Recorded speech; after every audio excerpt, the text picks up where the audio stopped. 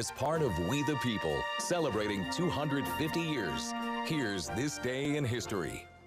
As we count down to America's 250th birthday next summer, we're sharing our We the People series, the people, the places, and things of the past that have shaped our country to what it is today.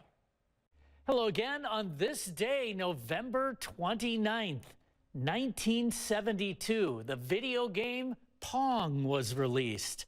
It was released by the manufacturer Atari and revolutionized gaming and American pop culture forever.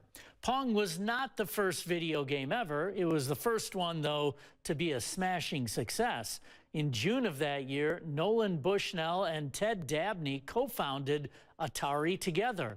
They then hired Alan Alcorn, who was a computer scientist and engineer, to help develop games.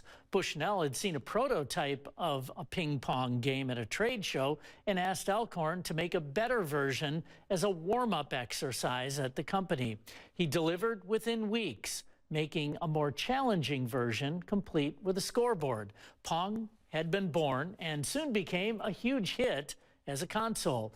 The game was later made to be played on Atari's 2600 game console, helping popularize the company into a staple of the 70s and 80s. Atari is still around today and sponsors the Midwest Gaming Classic in Wisconsin, one of the largest and longest running game conventions. That's this day in history, November 29th. For We the People, I'm Charlie Shortino.